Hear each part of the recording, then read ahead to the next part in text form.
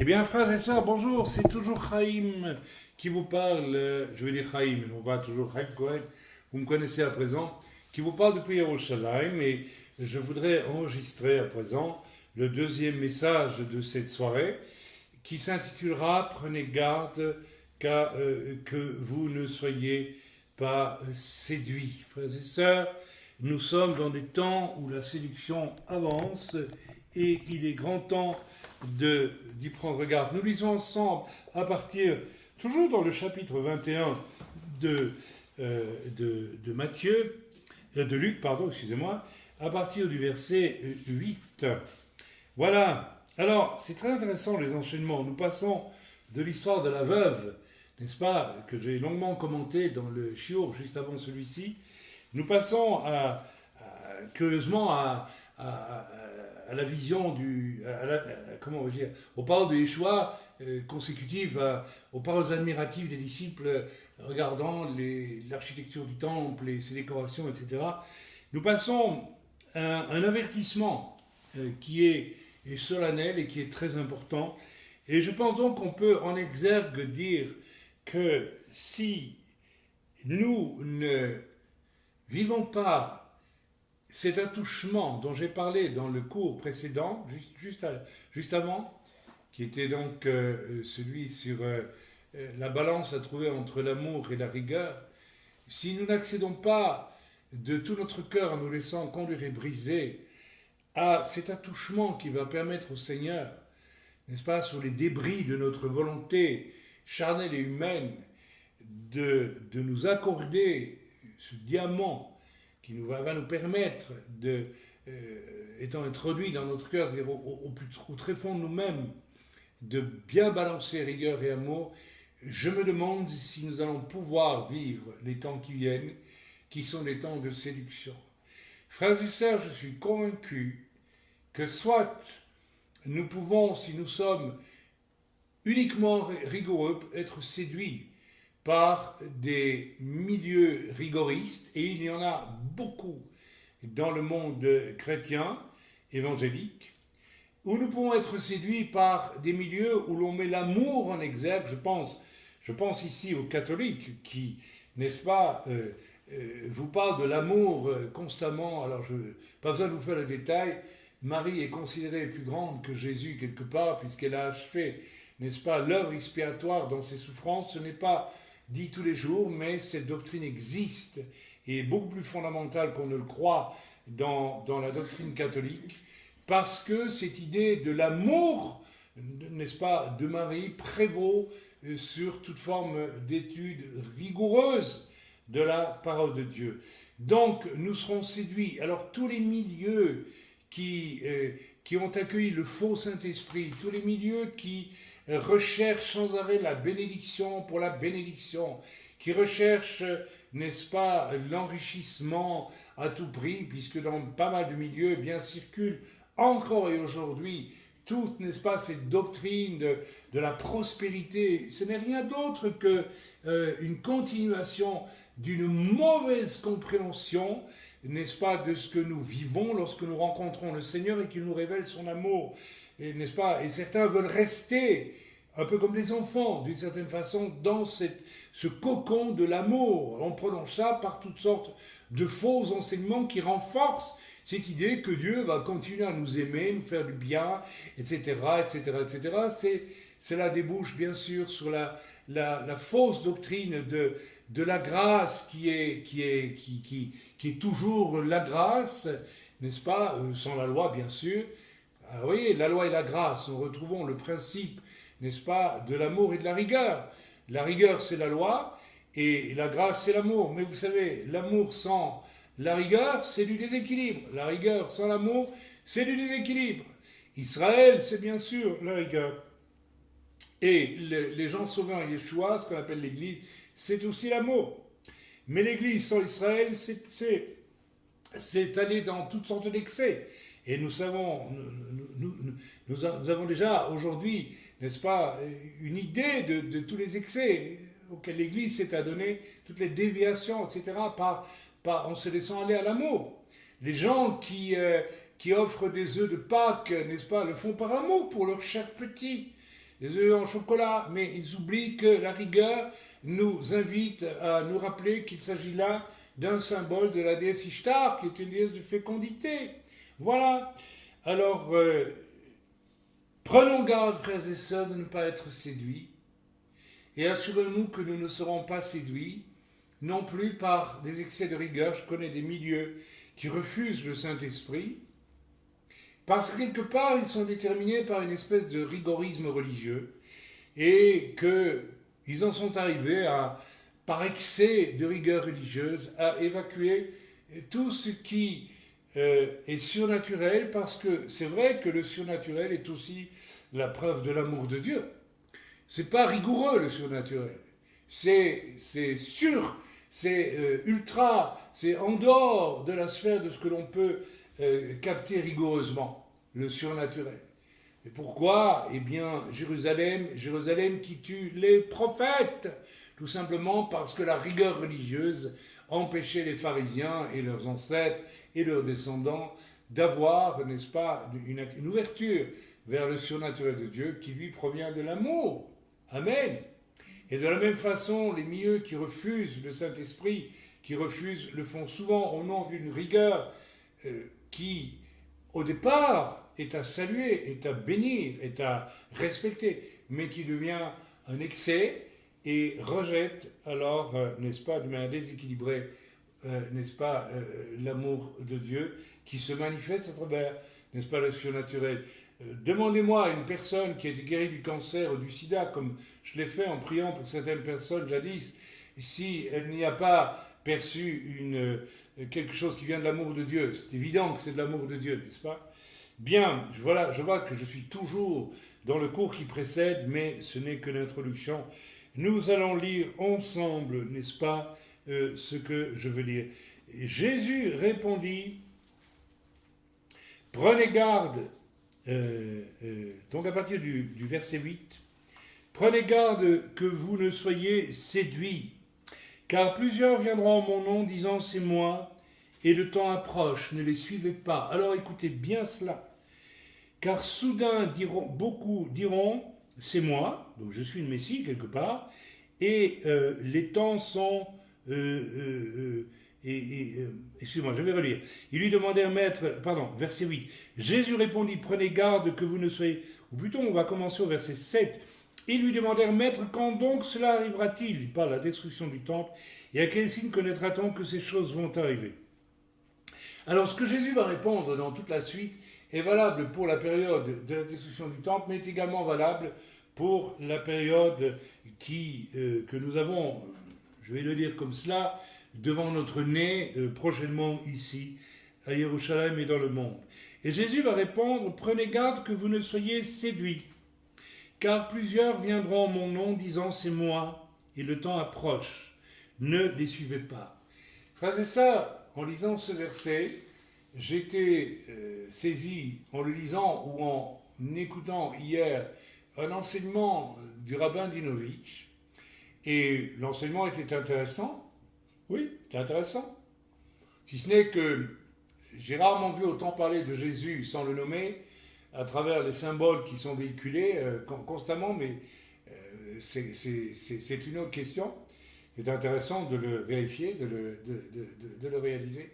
Mais j'ai lu ensuite des commentaires que ce Rav laisse visiblement sur son site, et certains des commentaires disaient « Vous êtes celui qui ouvre la voie du Messie ». Je peux encore accepter, puisqu'il est dit que Élie doit venir restaurer toutes choses, et donc Élie ouvre la voie du Messie.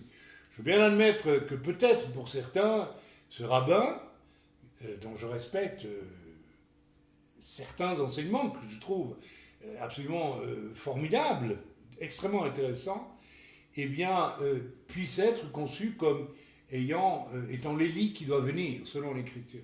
Mais, dans le commentaire, ou dans un commentaire qui suit, je ne sais plus exactement, il est dit, vous êtes en réalité, vous êtes probablement le Messie. Et voyez-vous, là, on franchit un pas qui est intéressant, et j'aurais aimé lire, n'est-ce pas, un correctif du Rav, disant, écoutez, n'allez pas trop loin, je ne suis pas le Messie. Peut-être qu'il pense que peut-être il va être le Messie. Je n'en sais rien, parce que dans la lecture juive du Mashiach, il y a une grande différence avec celle que nous faisons. Frères et sœurs, attention, parce que je l'ai pris comme un signe des temps, que plusieurs viendront en mon nom disant « c'est moi et le temps approche ». Alors, prenons attention à la séduction, ne les suivez pas, dit le Seigneur. Donc, frères et sœurs, attention à qui nous suivons dans ces temps. Quand vous entendrez, dit le Seigneur, parler de guerre et de soulèvement, ne soyez pas effrayés. Frères et sœurs, on entend parler d'une façon, surtout depuis que ce fameux dit printemps arabe a démarré, et je sais pour ma part qu'il a démarré sur une action spirituelle menée dans la prière, un jour de manière très particulière. C'est, n'est-ce pas, tout ce bouleversement du monde islamique aujourd'hui est voulu de Dieu, et il mène les choses quelque part. Je n'en dirai pas plus, mais nous sommes en plein dedans, n'est-ce pas? Nous sommes dans cette période de guerre et de soulèvement un peu partout. Ne soyez pas effrayés. Alors, frères et sœurs, ça c'est extraordinaire et intéressant. Le Seigneur nous dit, ne soyez pas effrayés, car il faut que ces choses arrivent premièrement. En d'autres mots, laissons le diable tirer ses salves, et puis Dieu agira ensuite. Mais ce ne sera pas encore la fin. Alors il leur dit, une nation s'élèvera contre une nation, et un royaume contre un royaume. Et nous sommes vraiment dans cette conjonction aujourd'hui. Je pense que, sans entrer dans tous les détails, ce serait impossible. Nous devons admettre qu'il y avait, jusqu'à l'époque du président Obama aux États-Unis, qui est un personnage extrêmement particulier, il y avait une espèce de logique dans l'affrontement des divers blocs.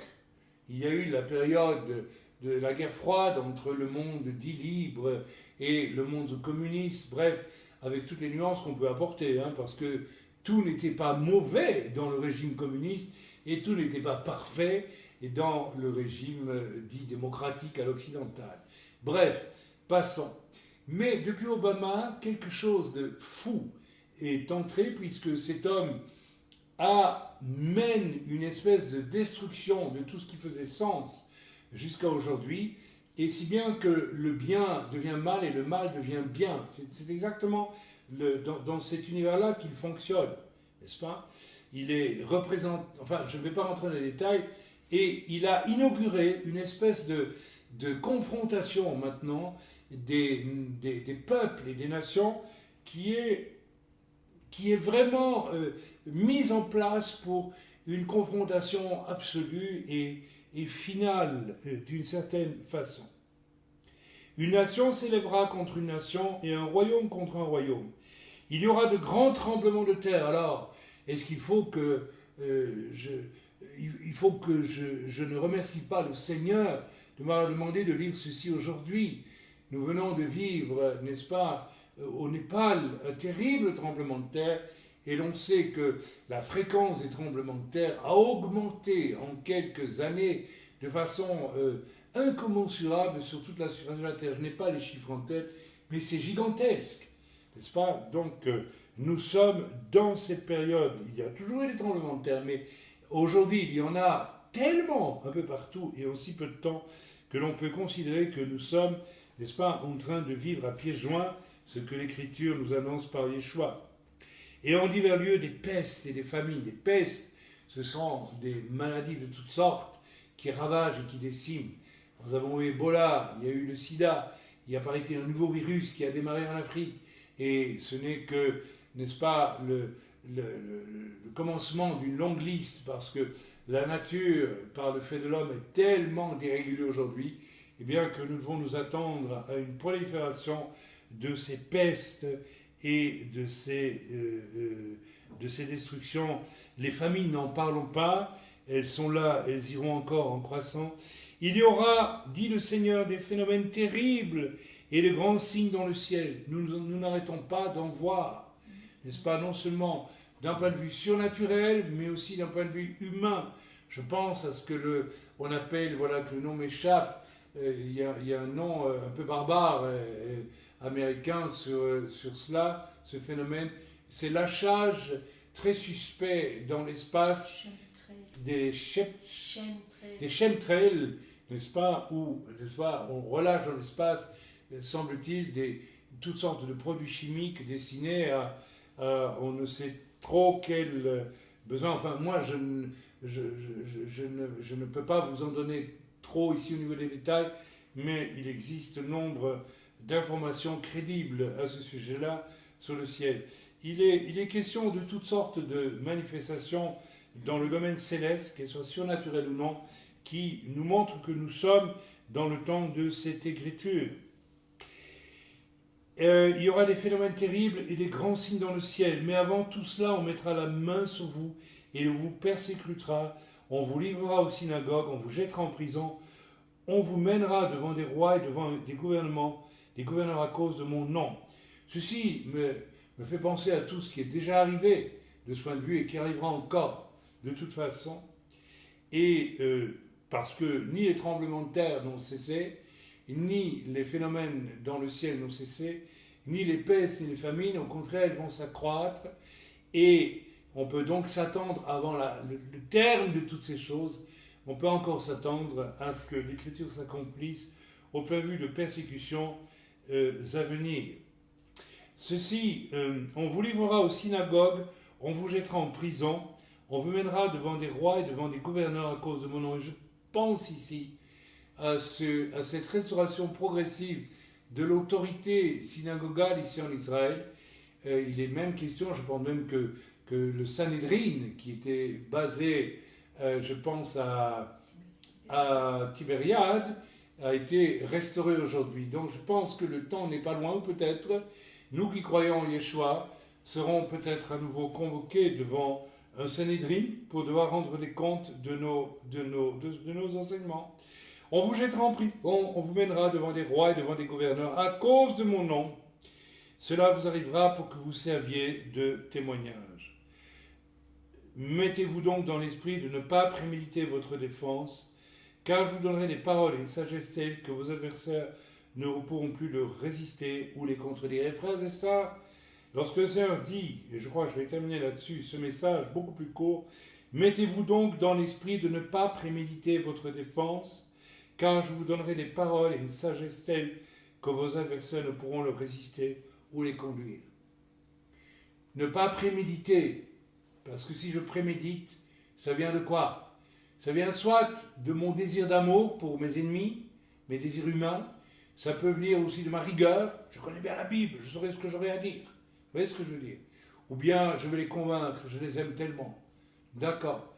Non, frères et sœurs, vous n'aurez pas à vous préoccuper de ce que vous aurez à dire, car il vous sera donné par celui qui a pu, je dirais, comment vais-je dire, j'allais dire manager, c'est extrêmement,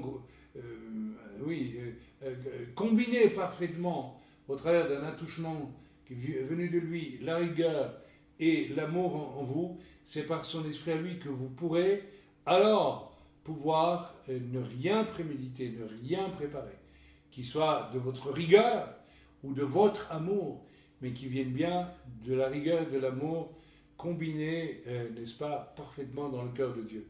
Alors l'Esprit saura vous conduire. Vous serez livrés même par vos parents, par vos frères, par vos proches et par vos amis, et ils feront mourir plusieurs d'entre vous. Vous serez haïs de tous à cause de mon nom, mais il ne se perdra pas un de vous, de vos cheveux. Par votre persévérance, vous sauverez vos vies. La suite nous concerne, nous qui sommes ici à Yerushalayim. Lorsque vous verrez Yerushalayim investi par des armées, sachez alors que sa désolation est proche.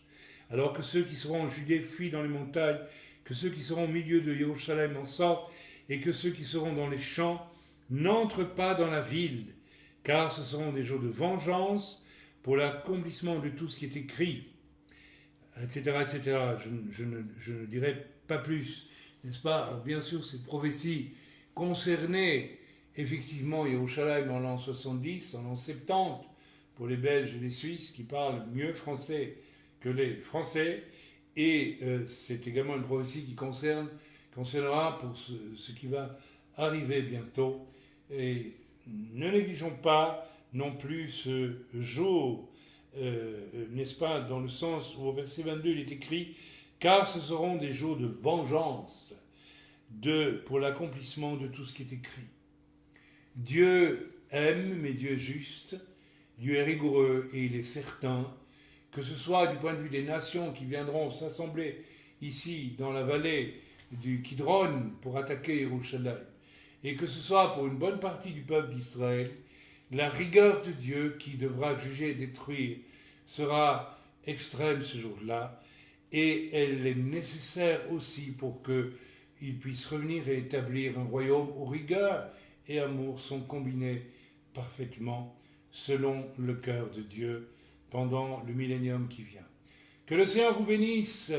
Ne vous faites pas séduire, et pour cela, fuyez les pistes de la rigueur dans ses excès, fuyez les pistes de votre amour, Walt Disney, Bambi, Blanche-Neige, tout cela, n'est-ce pas, dans ses excès, et demandez à Dieu de vous accorder cet attouchement surnaturel à travers un profond brisement de votre nature charnelle, afin que vous puissiez traverser tout cela avec l'Esprit de Dieu, et non pas le secours de vos moyens humains fatalement faillibles. Que le Seigneur vous bénisse dans le nom de Yeshua. Soyez bénis depuis Jérusalem. Amen. Amen.